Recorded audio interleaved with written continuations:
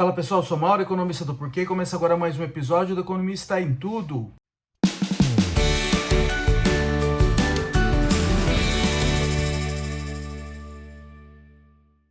Para você que está chegando por aqui, eu convido a se inscrever no nosso canal e a ligar o sino para receber as notificações. Toda semana 3 vídeos novos. E também dar uma olhada no nosso site www.porquê.com.br, que tem bastante conteúdo escrito lá. Hoje eu vou voltar a falar um pouco de Pix. A gente já tratou desse assunto várias vezes por aqui e o Pix é uma coisa impressionante o crescimento dele, né? Caiu nas graças do brasileiro. E o interessante é que o crescimento do Pix ele acontece junto com a queda de outras modalidades, né? Outras modalidades de pagamento, como DOC, como TED, boleto. Essa queda é relevante, né? Então, por exemplo, os bancos já anunciaram que o DOC vai acabar. E não é surpreendente, né? Porque é muito mais fácil e mais barato fazer um Pix do que fazer esses outros tipos de pagamento, né? Então, por exemplo, para fazer um DOC, além do custo que o banco normalmente cobra do cliente, você tem que preencher aquele monte de informação lá, né? Da conta bancária da pessoa que vai receber o dinheiro, por exemplo. No Pix, não, você informa a chave, bota a senha lá e acabou. E a gente observa, em alguma medida, essa queda em outras modalidades, mas o interessante é que essa queda ela não acontece na mesma proporção, né? Ou no mesmo montante do crescimento do Pix. O crescimento do Pix é muito mais forte que o decrescimento dessas outras modalidades.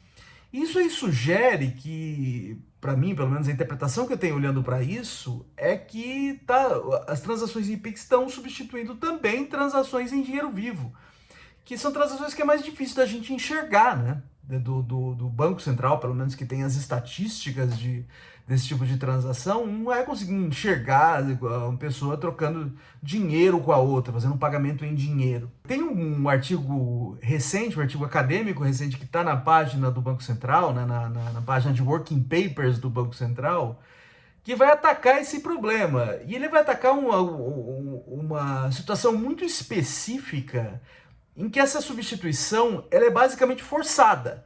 Tá? Ela é basicamente forçada por quê? Porque você vai ter situações em que o dinheiro da cidade ou de uma agência bancária ele fica indisponível. Por quê? Porque tem esses ataques que acontecem de assaltantes que muitas vezes são conhecidos como novo cangaço, que chega explodindo uma agência bancária, faz refém na cidade, para arrancar o dinheiro que estava dentro do cofre, ou nos caixas eletrônicos.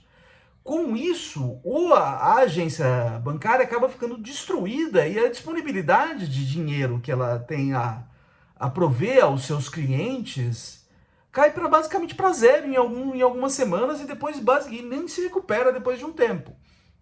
Então o dinheiro da cidade, ele fica, ou a boa parte do dinheiro disponível fica basicamente, as pessoas não param de ter acesso a ele.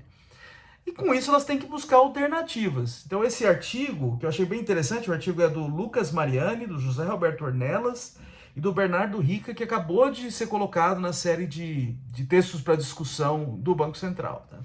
Então o que eles vão olhar? Eles vão olhar municípios em que aconteceu, o período de 2018 a 2021. Então eles vão olhar em 15 estados, e eles vão olhar municípios em que aconteceu esse tipo de ataque, tá? Em agências bancárias que foram destruídas por esse tipo de movimento, tá? E comparar com municípios parecidos em algumas características, mas que isso não aconteceu. Então com isso você consegue captar o efeito sobre as agências bancárias que foram alvo desse ataque, e na cidade também a disponibilidade, o uso de outras tecnologias, tá? Então, a primeira coisa, a quantidade de dinheiro nas agências que sofrem ataque, ela despenca. Tá? Despenca, vai basicamente para zero depois de algumas semanas e depois nem se recupera numa janela de 6 meses. Então, na janela de 6 meses está bem abaixo ainda do que era inicialmente. Então, a disponibilidade de dinheiro nessas agências, ela basicamente some. O interessante também é que para outros tipos de coisas que as agências, outros tipos de serviços que as agências prestam, não acontece isso. Então, volume de empréstimos, volume de depósitos, não tem efeito nenhum, tá? Estatisticamente significante. O que acontece mesmo é a disponibilidade de dinheiro. Então o que eles vão olhar depois disso? Vão olhar o efeito sobre o uso de outras alternativas. Tá? E o interessante é que a amostra deles, ela tem um período em que o Pix não existe ainda. Tá? E depois o período que o Pix é implementado. O Pix ele aparece ali no fim de 2020. Tá? E a amostra cobre de 2018 a 2021. Tá? Então a primeira coisa que dá para ver, que eles observam, é que ocorre um aumento muito grande, um aumento significativo no uso de Pix nesses municípios. E esse é um período que o Pix está disparando. Nos municípios em que ocorrem esses ataques, esse efeito é maior do que em outros municípios semelhantes em que não ocorre. Então é ainda maior do que está acontecendo na tendência de crescimento do Pix. Né? Então essa é uma indicação que as pessoas estão buscando alternativas, e a alternativa mais barata que é o Pix. Consegue observar efeito em, por exemplo, o cartão de débito também. Cartão de débito tem um efeito também, mas não tem efeito em TED, né, que é um outro tipo de pagamento que poderia substituir essas transações em dinheiro vivo. Quando eles quebram a amostra no período pré-Pix e no período pós-Pix, no período pré-Pix você tem efeito em TED, efeito positivo em TED, na sequência de um ataque desses, e o efeito positivo em pagamentos em cartão de débito. Mas no período pós-Pix, o efeito na TED não aparece. Né? Isso é uma coisa interessante. O Pix gerou uma alternativa mais barata para esse tipo de transação, e aí o efeito sobre a TED depois do aparecimento do Pix não tá lá. Outra coisa interessante é que esses efeitos eles são super persistentes. Então eles estão olhando uma janela de 6 meses, e depois de 6 meses você ainda tem um efeito positivo sobre o uso de Pix. De novo, reforçando aqui, esse é o efeito mais forte do que o que está acontecendo na tendência geral da economia, nessas cidades em que o dinheiro simplesmente não está tão disponível quanto antes. E outra coisa interessante, o efeito é menor em municípios que têm mais agências bancárias. Por quê? Porque aí você tem mais alternativas de conseguir dinheiro em outras agências que não foram atacadas. Então, isso também vai na linha do efeito que você está esperando, né? Que onde o dinheiro fica menos disponível no município é onde você tem um efeito maior sobre outras tecnologias de transacionar e principalmente do Pix. Eu queria terminar aqui dando uma resumida nessa discussão. Assim, tem um cheiro, a hora que a gente olha para os dados agregados, de que o Pix está crescendo muito mais que as quedas de outras modalidades, então não é mera substituição.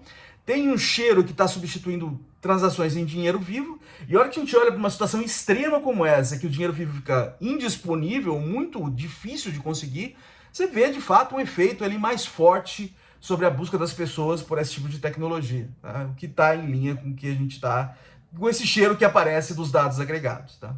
É isso aí, pessoal. Muito obrigado por ter assistido o vídeo. A gente volta a conversar mais na semana que vem. Dê uma olhada no nosso site, o endereço é www.porquê.com.br. A gente também está nas redes sociais, tá aqui no YouTube, no Facebook, no Instagram e no Twitter. É isso aí, até semana que vem. Um abraço!